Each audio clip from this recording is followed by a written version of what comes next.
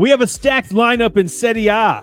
There are some major storylines to watch for in La Liga, and European hopefuls go toe-to-toe in the Bundesliga. All this and much, much more on this return episode 54 of the No Business Soccer Podcast. Snooze, let's kick them off. Let's dig in.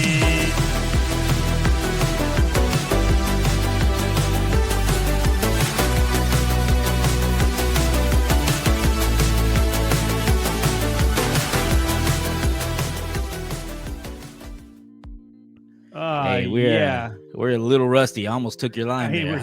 We're cutting. Just kept going. We're cutting it close here, but we all needed a break. We're fresh off the international break, and everybody, welcome back to the No Business Soccer Podcast. I'm your host Snooze, and we're here with the full fam. We have Brainiac J Fam in the back. We have Danny P on the ones and twos, and of course, we have everybody's favorite hype man Vic. What you sipping on, dog? I'll tell you what I'm sipping on, but first, if everybody can like and subscribe to the channel, and I will cheers you as soon as you're done. I'll wait a second. There's one. Subscribe. Appreciate it. Cheers. This is Elmer T. Lee. Oh, damn, I just almost smashed it. It's the Elmer T. Lee. Stone Cold. Yeah. It's another Buffalo Trace product. It's really good. It's their sour mash. Amazing bottle, really hard to find. First bottle I've actually laid eyes on, and I got it this past weekend. So, cheers, everyone, and glad to be back. It was a good international weekend, but it definitely was. In the groove. It was a lot of fun, and what we do it. It's the Lord's work, and we do it because it's awesome, and we have a lot of fun doing it. But I would be lying if I didn't say that since the last international break, it hasn't been a grind, and so it's good to get a little refresher to go into these last eight matches in the leagues or so. But yeah, I'll be honest, Vic, I didn't watch any international soccer. Just like how the empty stadiums were for the U.S. men's national team, that I was right there along with them. I didn't even know they were on because I was kind of like unplugging and just hanging out with the kiddo and just doing all kinds of fun stuff. So yeah, man, it's good to be back in the flow of things and doing all the research for these matches coming up. And today we don't have a very big packed show, but we do have Serie A back, we have La Liga back, and we have Bundesliga, and of course we have an FA Cup match day in the Prem, so we don't have that to worry about. But before we get into any of the things that are going on in Europe, let's stay right here in Austin, Texas, and go boots on the ground for the Austin FC Minute.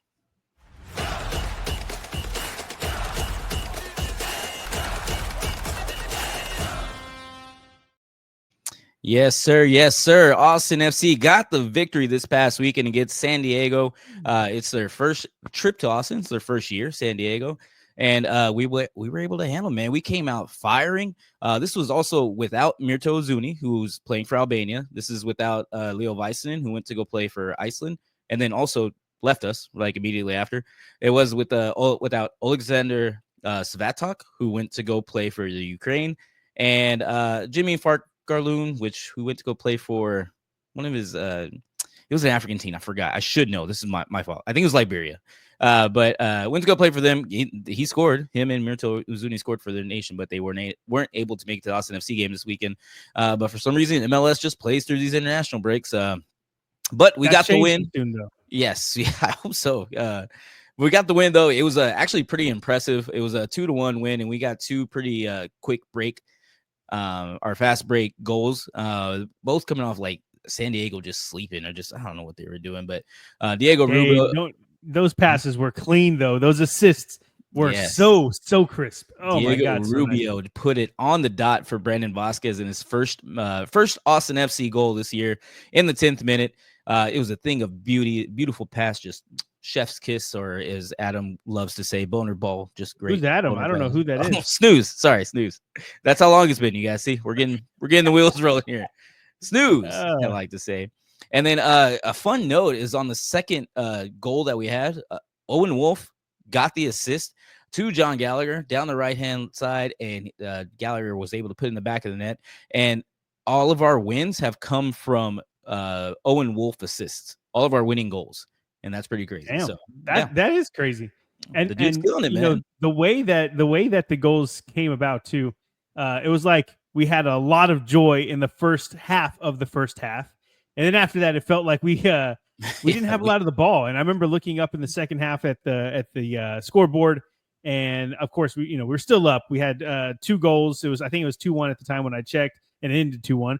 But they had 70% possession in our field, in our pitch, in our stadium. It was really weird. It felt like more. I think was it you or Dan was like, "Dude, is something wrong with the scoreboard? Like, does it not go over 70? It feels like way more." We lost time as possession, but we had 2 great goals that we got just on a counterattack and got the dub. It was a good weekend. Okay, it was a lot of great fun. Yes, okay, sir. Well, let's get back to it. And to my point there, I think that it was already voted on. Like the MLS will be moving to the European schedule so that everything's aligned, so that they go to that. So that will make things a lot easier, a lot better too. So anyway, okay, let's move on now. Let's jump right in. I'm excited to talk about these games, and specifically when we go to Italy. Let's do it then. Let's see if this finger wrist still work. To Serie A.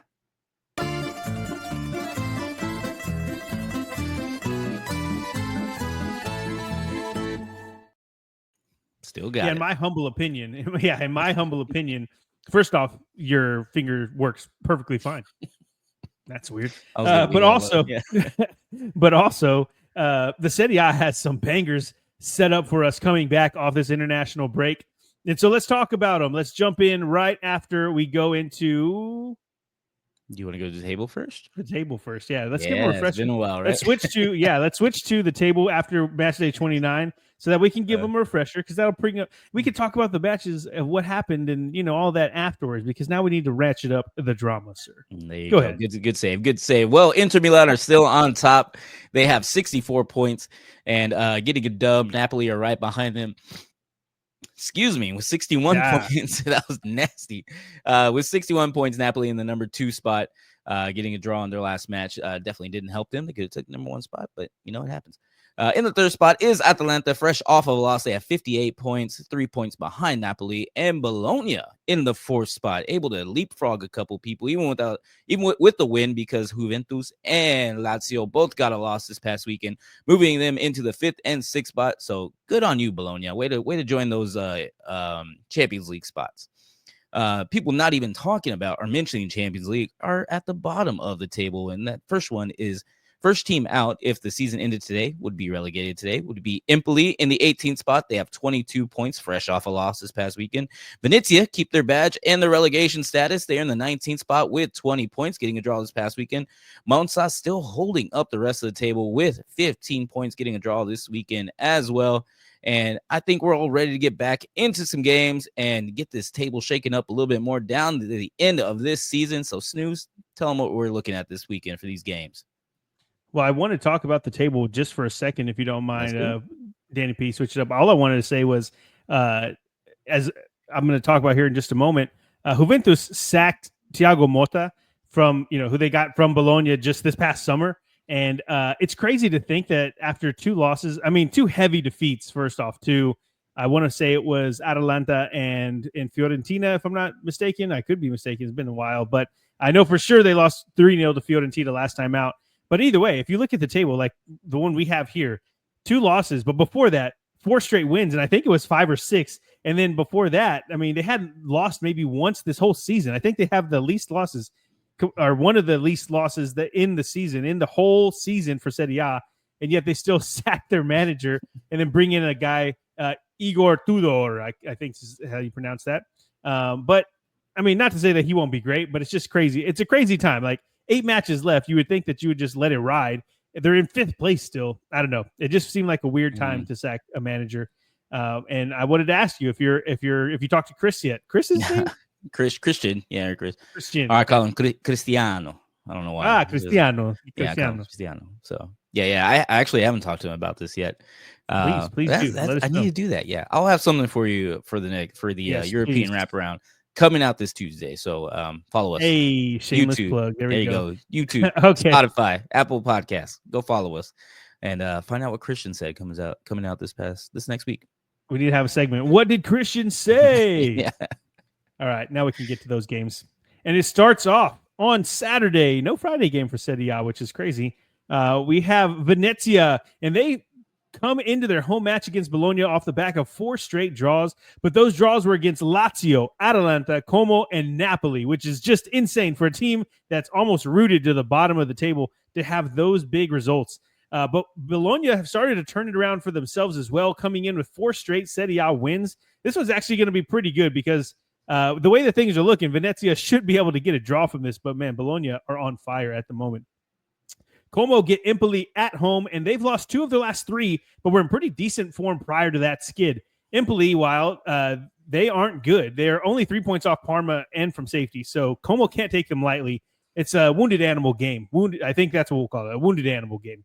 Juve, fresh off of sacking Thiago Motta, welcomed Genoa to Turin. And the new manager here for only the final 8 matches that we were just talking about, anything can happen, but usually there's a new manager bounce. You know, that's what happens. You sack a manager, new one comes in, you win a game or 2. I don't know if that's going to happen here, but the reason that I don't think it happens in this specific match is because Patrick Vieira is there. And Patrick Vieira has the Genoa boys looking good lately. And I'm just excited to watch Malinovsky. He tore it up last time. Ready to see if he can do it again.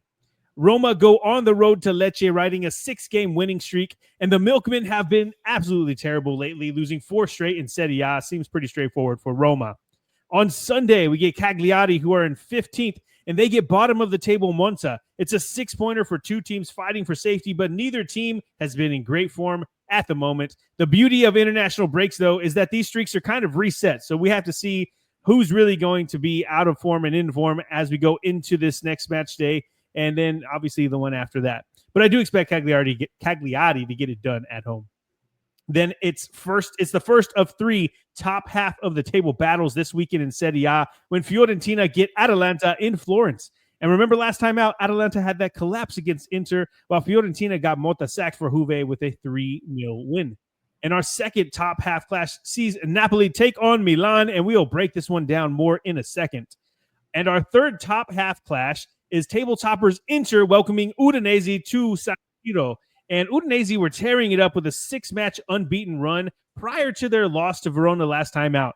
Inter have been vulnerable recently, but they've just found a way to get results, and I think they can get it done here. But they can't take Udinese for granted because Udinese were really good coming into the prior match day. Hellas Verona, the Pups, they get Parma at home. And this is a bigger match for Parma, who are only 3 points out of the relegation zone at the moment. So while Verona would be fine with the point, that result doesn't really help Parma all that much. They need a dub here, and they need it fast. Lazio take on mid-table Torino, and Lazio don't have a big points gap between themselves and Roma in 7th. So while Roma get a much easier matchup, if Lazio slip up against Torino, which Torino is a good team, they could be out of the top 6 altogether come the end of this match day. And so let's talk about the match, Vic. Let's talk about Napoli versus Milan. Napoli, they come into this match only having won once in their last 5 matches in the Serie A, while Milan come in off back-to-back wins. Now, it's hard to say that Napoli are going to continue that streak, especially with the break, but we'll get into that in a second. Milan are sitting in 9th in the table at the moment, and honestly, I don't know, who do you guys think, you can tell us in the comments, is going to slip up that's above them in those European places, because a lot of the teams up there, they seem like they have a little bit more easy of a run. I would say maybe Lazio and Juve have a chance to slip. We don't know what's going on with Juve, but that's really it. I think the other teams have an easier go towards the end of the season, so we'll find out. But they need to kind of ride this success and this win streak and kind of stretch it out as long as they can, because you don't know what's going to happen. 8 match days left. There's not a lot. Napoli, on the other hand, have probably enjoyed the break from domestic football because, like we were saying, they felt like a team that had been burnt out. They felt like a team that had kind of got to their wits' end, if you will, Vic. But, they ran out of steam, and a Conte team can do that. We've seen that a lot with his teams. They kind of start to, I don't know, not resent, but they kind of feel like overwhelmed by everything that's going on, especially the way he coaches towards the end of seasons. But I expect that the break would have allowed them to refresh, come in, and kind of get their feet back underneath them. I know streaks are hard to continue through international breaks, but both teams were headed in different directions at the time of this break. So this one's hard to call. I don't know how it's going to shake out. I would expect that Napoli can probably squeak out like a 2-1 win, but it's hard to say because Milan has been they were looking good prior to the break fix. So I don't know. How do you feel about this one? I don't know, man. I don't think any of them are in any European competitions, right? I think they're both out. They're not playing for anything. Milan was in. So I mean, they got nothing to play for, and I think Napoli just might have a little bit more to lose. I think they come out on the strong foot. They might do it maybe 2-1. I'm sorry, Pulisic, and but I think Napoli take care of business. Okay, so we're on the same end. Like we think that Napoli will probably get a close win. Yeah, that's how I feel too. I just think that there's no way that what we've seen all season from Napoli that's the same one that is going to continue after this international break. I think they get refreshed and they get the win here. Okay. Yes, well, that is it for Serie A match day 30. Is it 30 for them? Wow. Yes, it's 30. Okay. Seemed wrong for a second. But now let's go to España. Let's do it. To La Liga.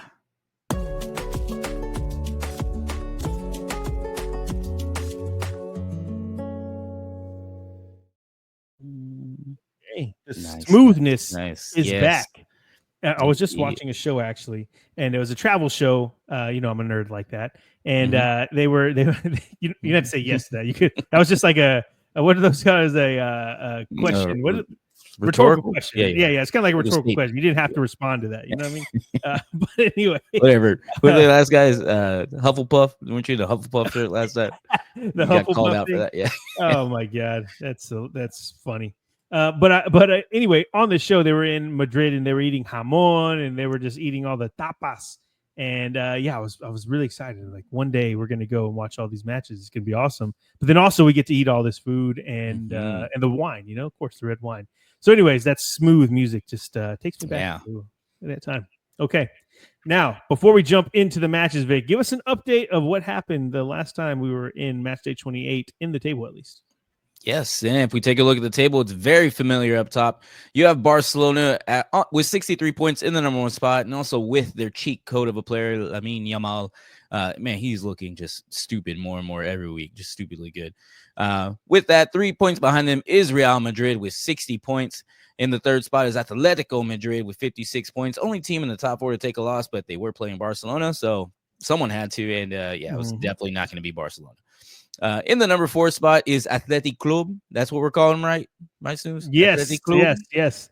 We were corrected. Yes. Yes. It's not Bilbao. They go by Athletic Club. Yeah. Okay. But he said it like there was something. He's like, we don't call it by the, it's in Spanish, but like essentially, like we don't call it by the city name. We only say Athletic Club. But I'm like, wait, what do you have against Bilbao? Like your city, that is the city Bilbao. That your team's in. I mean, we'll call the club Athletic Club, but also Athletic Club. Why are you so against Bilbao? What's wrong with that? You know what I mean? Like I always thought it sounded nice, but So, but that's what we like here. So if we're saying your team name wrong, let us know down in the comments, and we'll interact with you. And so we like talking to you guys anyway. But Athletic Club is in the 4th spot with 52 points. They are clear 8 points ahead of Villarreal, who are tickling the top 4. Villarreal have 44 points, coming fresh off of a loss. And then, they're still in that Europa League conversation is Real Betis, and Real Betis have looked on fire since Anthony had joined them. Definitely going to be interesting to see the rest of the season where they end up, because there is a big gap there. But I mean, if any team right now can close an 8-point gap, it's Real Betis. So that's going to be fun to watch. Not so much fun to watch at the bottom of the table. Number 18, first team to be relegated if the season ended today, is Leganés. Welcome to the relegation zone. With the loss, they have 27 points. Deportivo Alaves were able to crawl out of the relegation zone. They are in the 17th spot since they got a draw. They have a better goal differential than Leganés. In the 19th spot is Las Palmas. They have 25 points with the draw in the past weekend. And then, holy guacamole, my voli-dolies. Real Valladolid still have 16 points, coming off 2 straight losses, a draw before then. Still not looking good for them. And, I don't even know if I have my cup here anymore because it's just kind of getting shameful. Took it off the desk. Yeah, you took it off the desk. Yeah. So, but yeah, holding up the rest of the table in last. Let's see what they could do at the end of the season. Snooze, before I go on to the matches, anything you want to talk about on the table, or are we good? I do want to say that Barcelona played today. They made up the match against Osasuna that they had this afternoon. And so that's why you see them at the top with, they have the same amount of games, but with that gap that wasn't there prior to the international break because they replayed that match. But the reason why I want to call that out is because I guess I just looking at the table now, Atletico Madrid 56 points to Barcelona 63. I don't know. It just seems like a lot. It doesn't seem like they're going to catch up. And I remember going into that match, we were saying how in the breakdown anyway, it was like I can see Atletico dropping points this season again, but I don't see Barcelona doing the same. And now looking at the table, it's like, yeah, man, I think it's just a 2-horse race. I think it's done. I think it's Barcelona or Real Madrid, not Atleti anymore. So anyway, just that's stop us if you've heard that before. Yeah, I know, right? Yeah. It just sucks because I was, I mean, Atletico's won it recently too, but still. Okay, yeah. Now we can go to the matches. All right. And while you do that, I'm going to refill my glass here. Go ahead. Hey, there you go. And with that, we start with Real Sociedad, and they give Valladolid on Saturday. Vix Volidoli at Estadio Anoeta. And I'll tell you what, La Real are glad they're getting Valladolid because they've had a brutal schedule, or not least, I guess not at least it's not a brutal schedule, but they've just lost a lot. Like Real Sociedad hasn't been the team that we have wanted them to be. They've only won 3 of their last 10 matches, and they're without a win in their last 3. So yeah, getting Valladolid is probably a good thing for them. Espanyol get Atleti at home, and Atleti are still in third, but coming in off back-to-back losses. And they look to get back on track against an Espanyol side who have won only once in their last 5 matches. So this might be the match for them to catch back up, or at least keep the pace that they're at. Alaves get mid-table Rayo Vallecano. And even though Alaves are only above the relegation zone thanks to goal differential, they've only lost once in their last 5 matches, while Rayo haven't won in 5, and they've lost 3 of their last 5. So yeah, these teams are definitely on different trajectories. But I think they're both hoping that these streaks are reset after this break. I do see Rayo coming through, though. Real Madrid get 18th Leganés, and Leganés have lost 3 of 5 and should be fairly straightforward for Real Madrid as they beat Leganés 3-0 in the reverse fixture, and that was on the road. Now they get them at home, so we'll see how that goes at the Bernabeu. On Sunday, Getafe get Villarreal at home, and Villarreal had started to feel themselves a bit before they lost back-to-back matches, and the matches they lost to was Real Madrid, but then also Alaves, which was kind of unexpected. Getafe have just been good lately with that defense they have, so don't expect this match to be easy for Villarreal.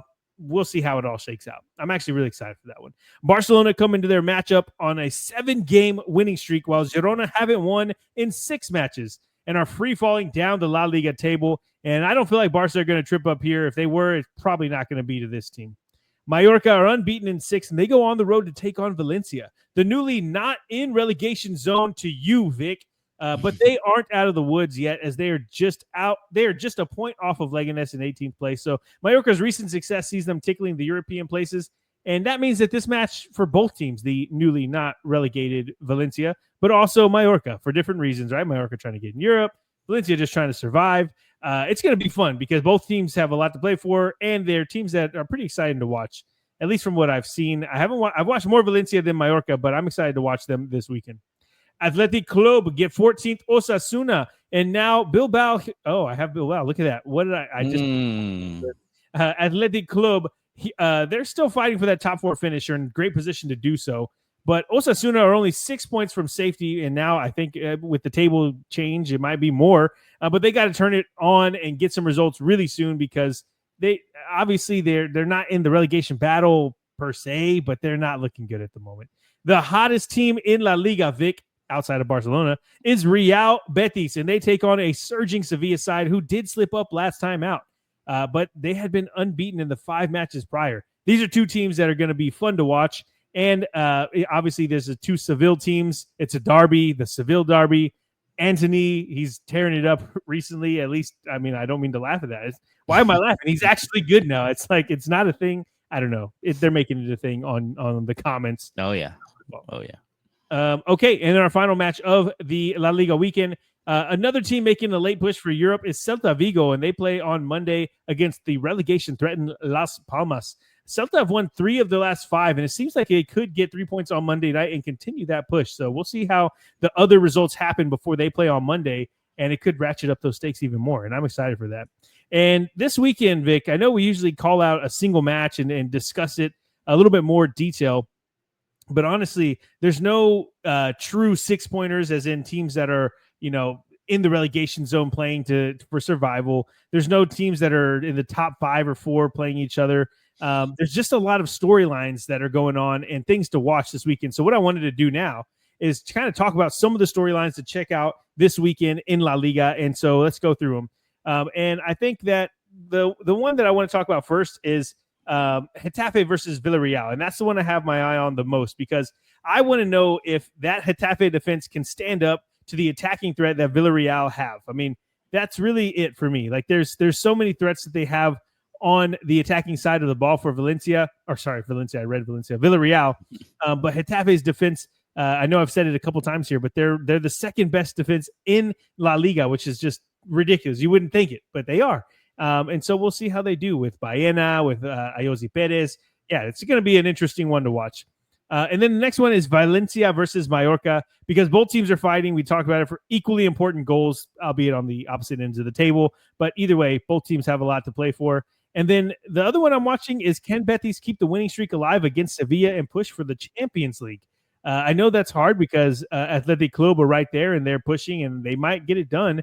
But man, the way that Betis are playing, like they might be right on their tail in a couple of weeks. And we have 8 more match days left, so they could be right there. And there's just too many storylines of individual teams. So I didn't want to call out one specific match. I just wanted to talk about a few of the headlines that we just talked about, because it's just interesting. There's a lot of things going on, but there's not one singular match that I would say, yeah, this is the one that matters the most in La Liga this weekend. So, Vic, anything that catches your eye in La Liga, or anything that you think I messed up that I should have talked about?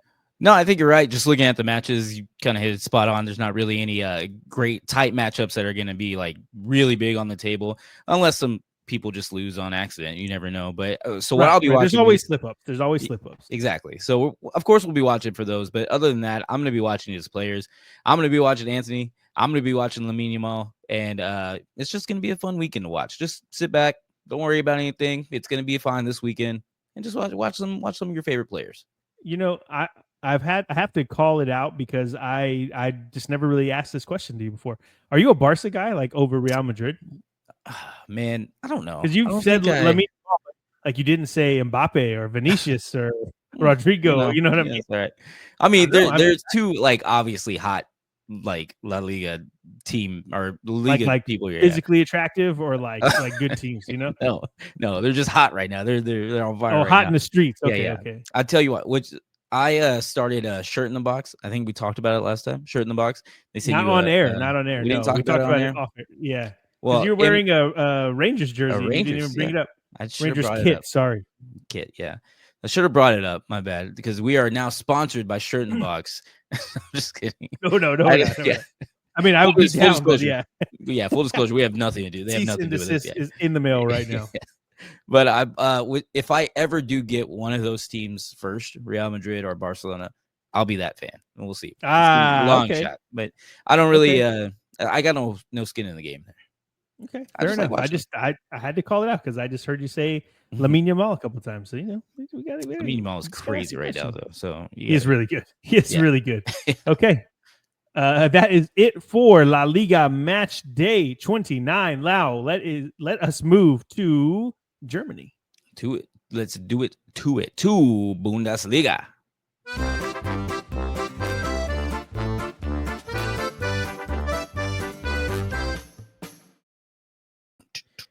All right. Give us an update of where the table left off last, Vic.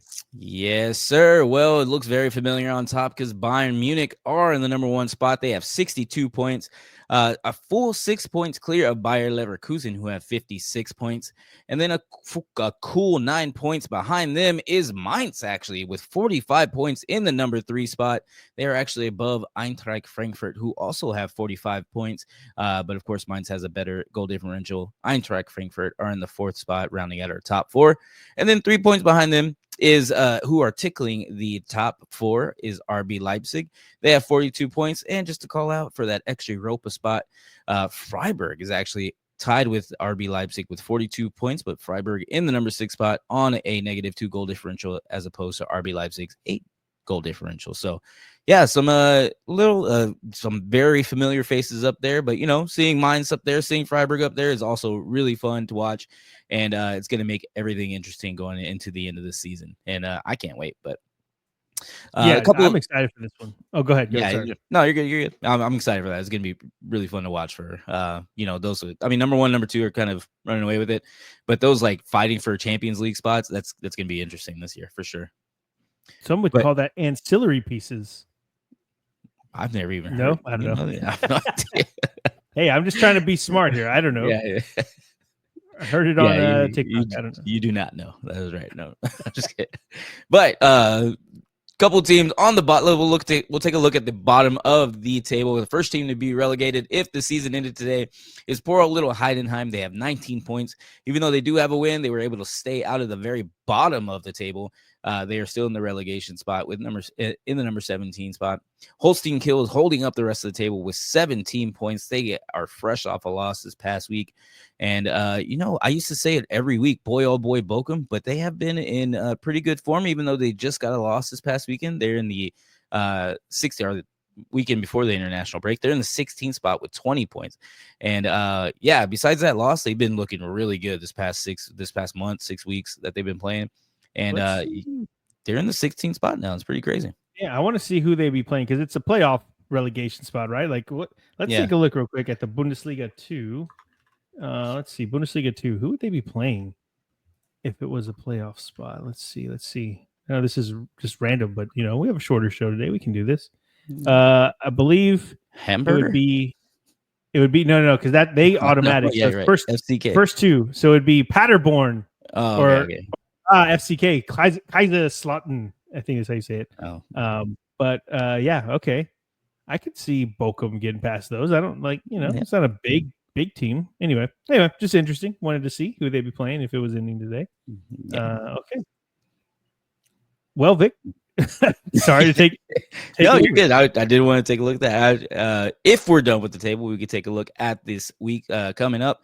And I think we got some pretty good matches coming up here, don't we? Do we not? We do. We actually have a few that I'm pretty freaking excited for, and we'll jump right into it because all the other leagues they're kind of doing their own thing. They have a different schedule. Actually, I think Serie A doesn't have a Friday match. Is La Liga back to its norm? Let's see. Nope, they don't have a Friday match either.